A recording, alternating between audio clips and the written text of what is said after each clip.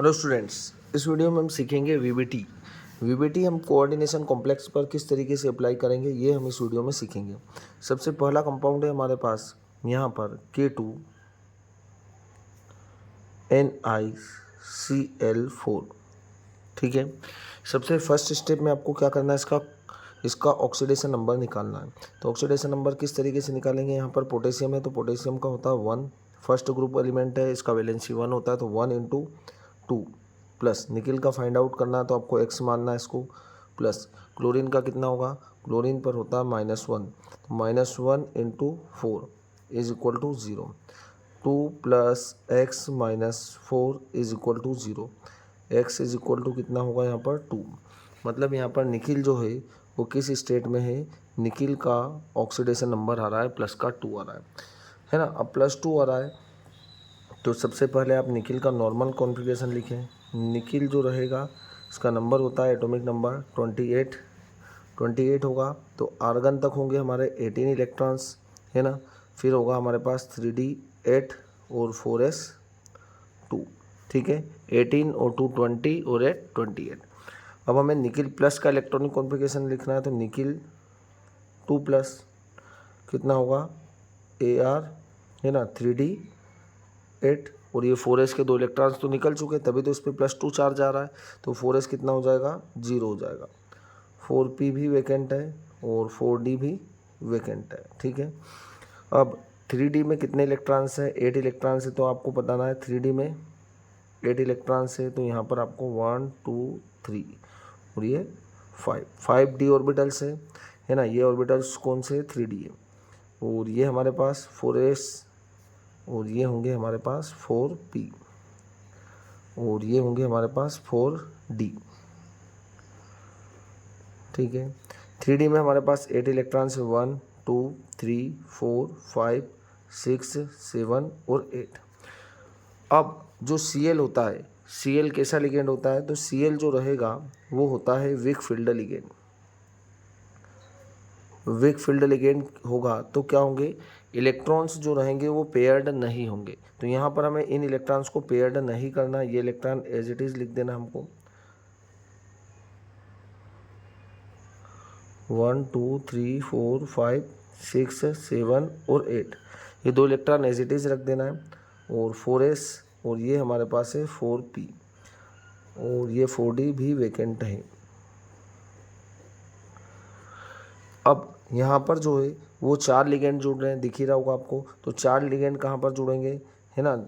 एक लिगेंड कितने इलेक्ट्रॉन्स लाता है, 2 इलेक्ट्रॉन्स, तो 2 इलेक्ट्रॉन्स यहाँ पर, 2 इलेक्ट्रॉन्स यहाँ पर, 2 इलेक्ट्रॉन्स यहाँ पर और 2 इलेक्ट्रॉन्स यहाँ पर। ये चारों अपने लोन पेयर को डोनेट करने के बाद इससे अटैच हो जाएंगे कोऑर्डिनेशन बॉन्ड के थ्रू, है ना। तो यहाँ पर हाइब्रिडाइजेशन क्या होगा, है ना, 1s है, ये कौन सा ऑर्बिटल है, 4s है और ये है 4p है। तो 1s और 3p ऑर्बिटल्स आपस में इंटरमिक्स होकर क्या कर रहे हैं, यहाँ पर 4 ऑर्बिटल्स को फॉर्म करेंगे।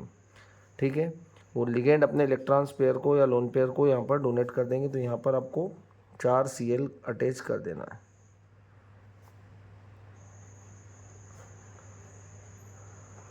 चलो, अब इसका हाइब्रिडाइजेशन क्या होगा, तो यहाँ पर इसका हाइब्रिडाइजेशन जो होगा वो होगा sp3। ठीक है, ये चारों क्या है, sp3 ऑर्बिटल्स है, sp3 है, ये भी sp3 और ये भी sp3 है। तो यहाँ पर हाइब्रिडाइजेशन होगा sp3।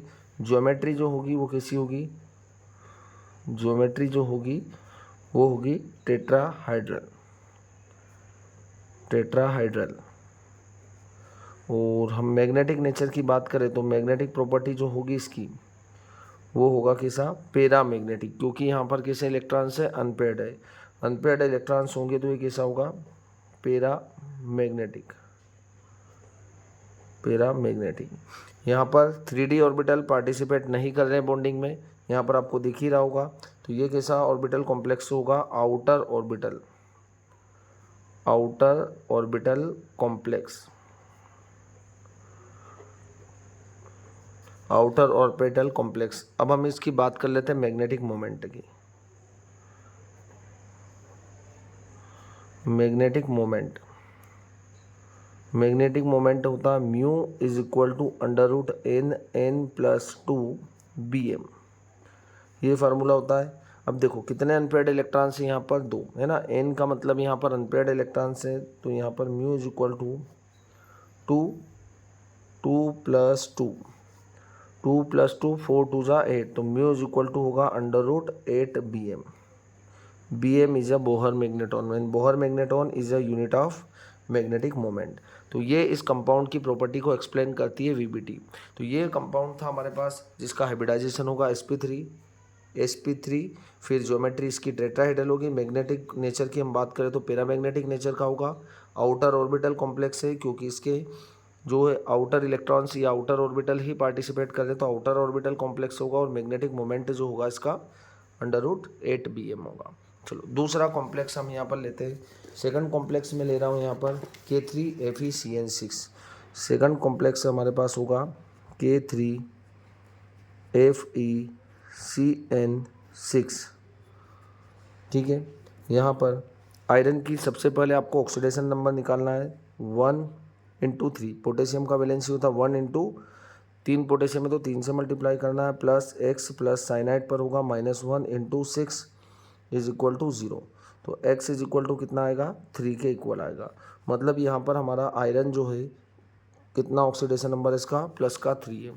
सबसे पहले आपको क्या करना, आयरन का नॉर्मल इलेक्ट्रॉनिक कॉन्फ़िगरेशन निकालना। आयरन का नंबर होता है 26, आर्गन तक होगा 18, 3d 6 एंड 4s2, 3d 6 और 4s2, 4p वैकेंट, 4d भी वैकेंट है।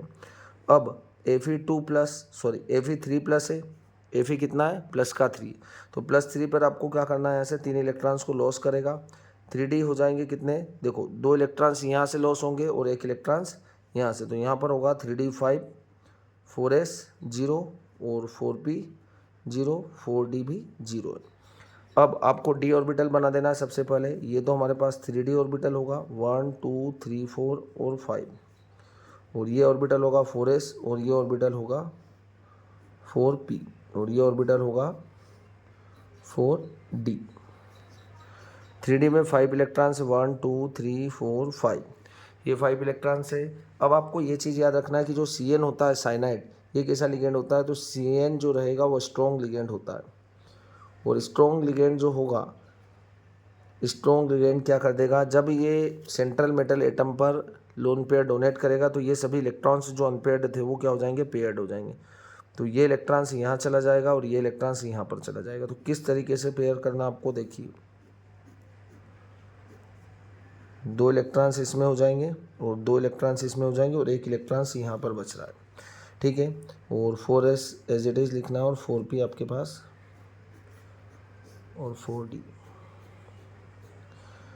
अब 6 Cn है ना, तो इसके पास 6 ऑर्बिटल्स खाली 1 2 3 4 5 6 है ना। तो ये जो ऑर्बिटल्स रहेंगे ये आपस में क्या हो जाएंगे, इंटरमिक्स हो जाएंगे, और इंटरमिक्स होने के बाद कितने ऑर्बिटल्स फॉर्म करेंगे, यहाँ पर आपको 6 ऑर्बिटल्स बनाना है, 1 2 3 4 5 6। D2 है ना, d ऑर्बिटल्स ये क्या है हमारे पास 3d है, और ये हमारे पास 4s है, और ये हमारे पास 4p है। तो d हमारे पास 2 है और s 1 है और p कितने 3 है। तो ये जो 6 ऑर्बिटल्स बन रहे ये कैसे होंगे, d2 sp3, सभी ऑर्बिटल होंगे d2 sp3, d2 sp3, d2 sp3, d2 sp3 and d2 sp3।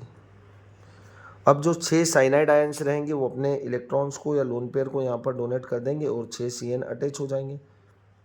तो यहाँ पर जो हाइब्रिडाइजेशन होगा वो क्या होगा, हाइब्रिडाइजेशन जो होगा वो होगा d2 sp3, d2 sp3 होगा।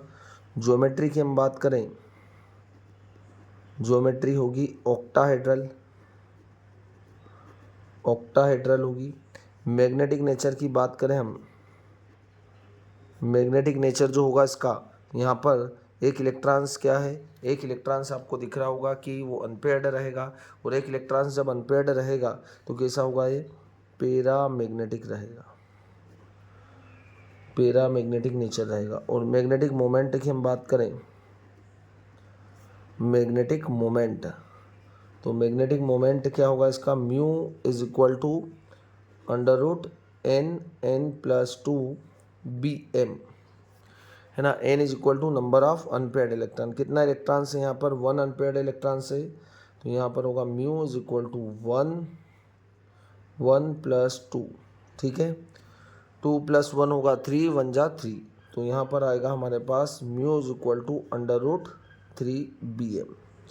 तो ये कॉम्प्लेक्स होगा हमारा। अब ऑर्बिटल्स की हम बात करें तो यहाँ पर इनर डी ऑर्बिटल पार्टिसिपेट कर रहे हैं, इसलिए कैसा कॉम्प्लेक्स होगा ये, इनर ऑर्बिटल कॉम्प्लेक्स होगा, इनर ऑर्बिटल कॉम्प्लेक्स। तो ये इंफॉर्मेशन हमें वीबीटी के थ्रू मिल सकती है, जो कि आपको अच्छी तरीके से क्लियर हो चुकी है। ये हमने यहाँ पर 2 एग्जांपल्स लिए थे। फर्स्ट एग्जांपल था K2NiCl4 और सेकंड एग्जांपल था K3FeCl6।